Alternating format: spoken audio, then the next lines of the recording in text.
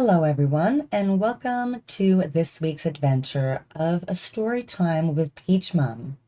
In tonight's episode, we will be reading Alice's Adventures in Wonderland by Lewis Carroll, Chapter 6, Pig and Pepper. For a minute or two, she stood looking at the house and wondering what to do next, when suddenly a footman in livery came running out of the wood.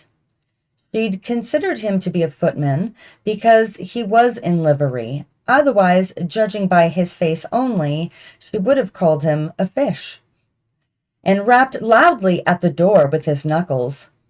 It was opened by another footman in livery with a round face and large eyes like a frog, and both footmen, Alice noticed, had powdered their hair that curled all over their heads. She felt very curious to know what it was all about and crept a little way out of the wood to listen. The fish footman began by producing from under his arm a great letter nearly as large as himself, and this he handed over to the other, saying in a solemn tone, "For the Duchess, an invitation from the Queen to play croquet." The frog footman repeated in the same solemn tone, only changing the order of the words a little. "From the Queen, an invitation for the Duchess to play croquet." Then they both bowed low, and their curls got entangled together. Alice laughed so much at this that she had to run back into the wood for fear of their hearing her, and when she next peeped out, the fish footman was gone, and the other was sitting on the ground near the door, staring stupidly up into the sky. Alice went timidly up to the door and knocked. "There's no sort of use in knocking," said the footman, "and that for two reasons. First, because I'm on the same side of the door as you are. Secondly, because they're making such a noise inside, no one could possibly hear you." And certainly there was a most extraordinary noise going on within. A constant howling and sneezing, and every now and then a great crash, as if a dish or a kettle had been broken to pieces. "Please, then," said Alice, "how am I to get in?" "There might be some sense in your knocking," the footman went on, without attending to her, "if we had the door between us. For instance, if you were inside, you might knock, and I could let you out, you know." He was looking up into the sky all the time he was speaking, and this Alice thought decidedly uncivil. "But perhaps he can't help it," she said to herself. "His eyes are so very nearly at the top of his head. But at any rate, he might answer questions. How am I to get in?" she repeated aloud. "I shall sit here," the footman remarked, "till tomorrow." At this point, the door of the house opened, and a large plate came skimming out straight at the footman's head. It just grazed his nose and broke into pieces against one of the trees behind him. "Or next day, maybe," the footman continued in the same tone, exactly as if nothing had happened. "How am I to get in?" asked Alice again in a louder tone. "Are you to get in at all?" said the footman. "That's the first question, you know." It was no doubt only Alice did not like to be told so. "It's really dreadful," she muttered to herself, "the way all the creatures argue. It's enough to drive one crazy." The footman seemed to think this a good opportunity for repeating his remark, with variations. "I shall sit here," he said, "on and off, for days and days." But what am I to do? Said Alice. Anything you like, said the footman, and began whistling. Oh, there's no use in talking to him, said Alice desperately. He's perfectly idiotic. And she opened the door and went in. The door led right into a large kitchen, which was full of smoke from one end to the other. The Duchess was sitting on a three-legged stool in the middle, nursing a baby. The cook was leaning over the fire, stirring a large cauldron which seemed to be full of soup. There's certainly too much pepper in that soup, Alice said to herself, as well as she could for sneezing. There was certainly too much of it in the air. Even the Duchess sneezed occasionally, and as for the baby, it was sneezing and howling alternately, without a moment's pause. The only things in the kitchen that did not sneeze were the cook and a large cat, which was lying on the hearth and grinning from ear to ear. Please, would you tell me, said Alice in a little timidly, for she was not quite sure whether it was good manners for her to speak first, why your cat grins like that? It's a Cheshire cat, said the Duchess, and that's why. She said the last word with such sudden violence that Alice quite jumped, but she saw in another moment that it was addressed to the baby and not to her, so she took courage and went on again. I didn't know that Cheshire cats always grinned. In fact, I didn't know that cats could grin. They all can, said the Duchess, and most of 'em do. I don't know of any that do, Alice said very politely, feeling quite pleased to have got into a conversation. You don't know much, said the Duchess, and that's a fact. Alice did not at all like the tone of this remark, and thought it would be as well to introduce some other subject of conversation. While she was trying to fix on one, the cook took the cauldron of soup off the fire and at once set to work throwing everything within her reach at the Duchess and the baby. The fire irons came first, then followed a shower of saucepans, plates, and dishes. The Duchess took no notice of them even when they hit her, and the baby was howling so much already that it was quite impossible to say whether the blows hurt it or not. Oh, please mind what you're doing, cried Alice, jumping up and down in an agony of terror. Oh, there goes his precious nose! As an unusually large saucepan flew close by it and very nearly carried it off. If everybody minded their own business, the Duchess said in a hoarse growl, the world would go round a deal faster than it does. Which would not be an advantage, said Alice, who felt very glad to get an opportunity of showing off a little of her knowledge.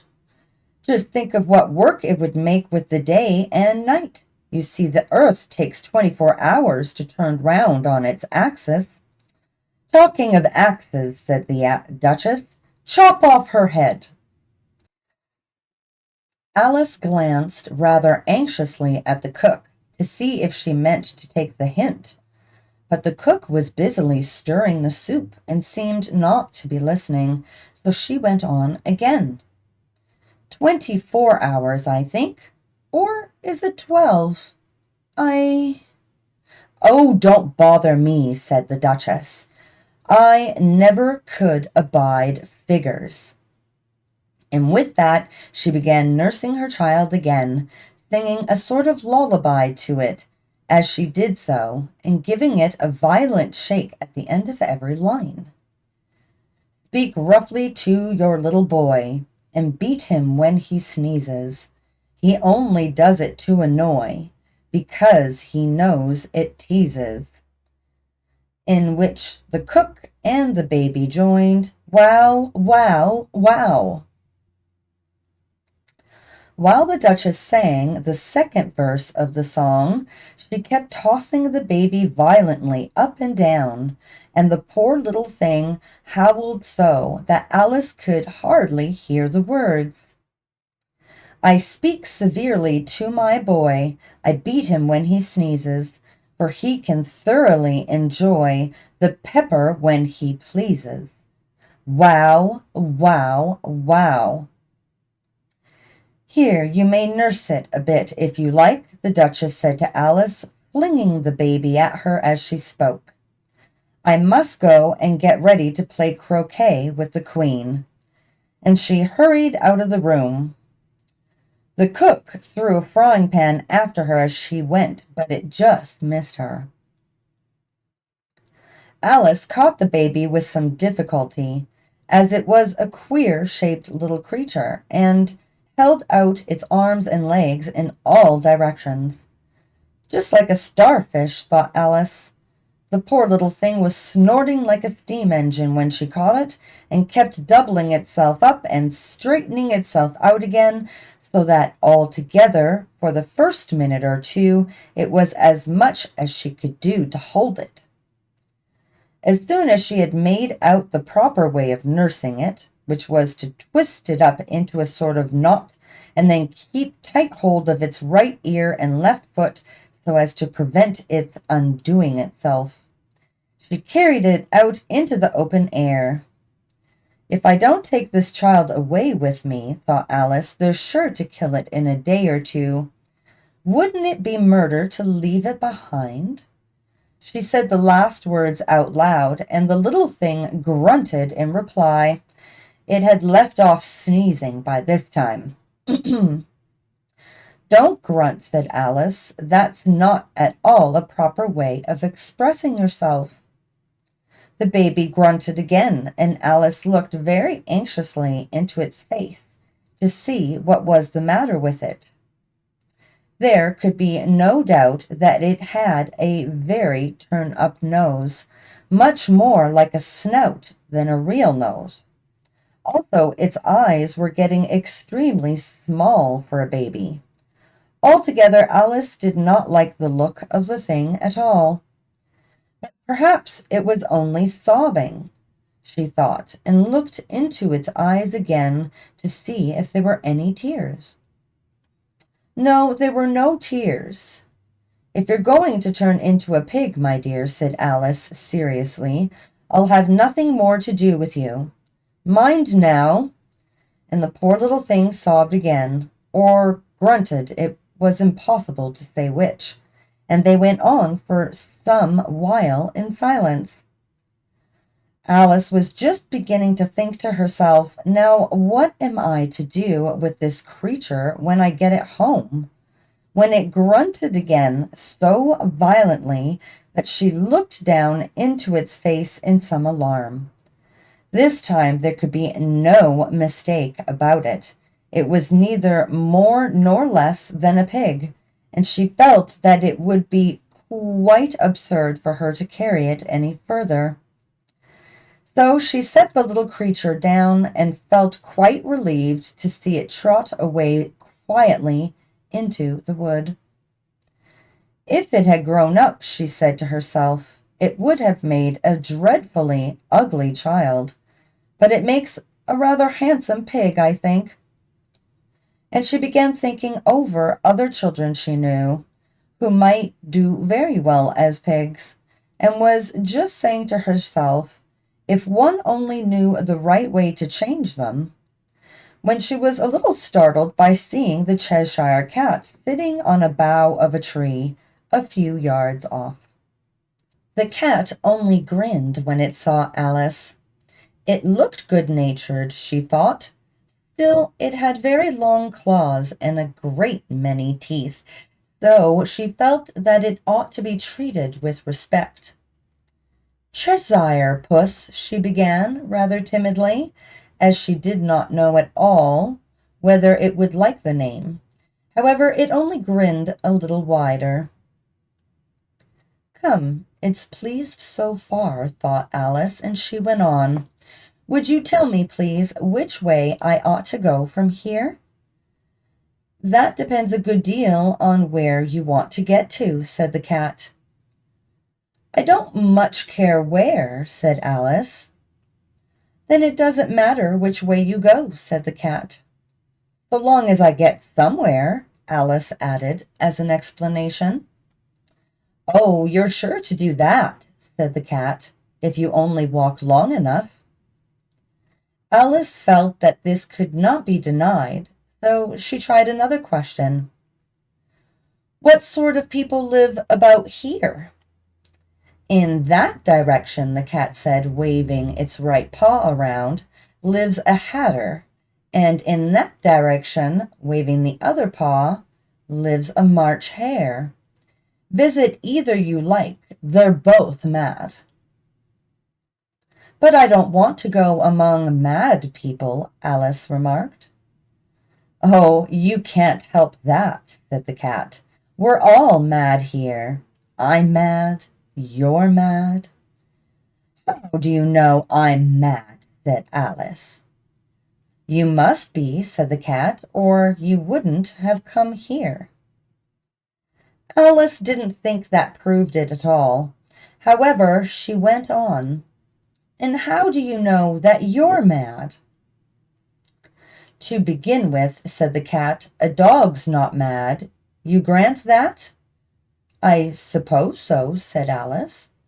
Well, then, the cat went on, you see, a dog growls when it's angry and wags its tail when it's pleased.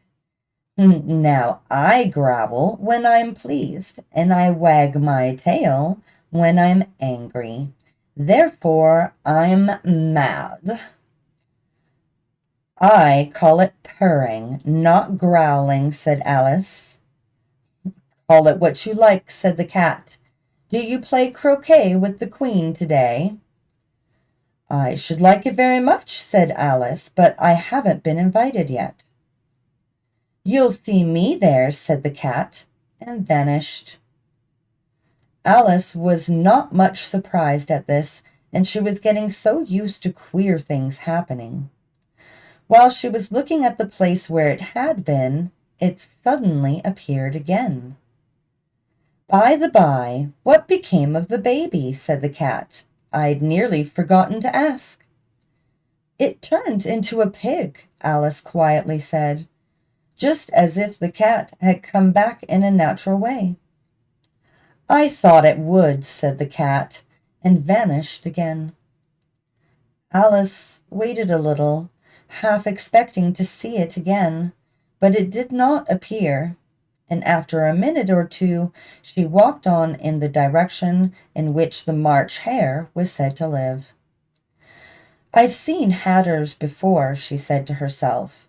The March hare will be much the most interesting, and perhaps, as this is May, it won't be raving mad, at least not so mad as it was in March.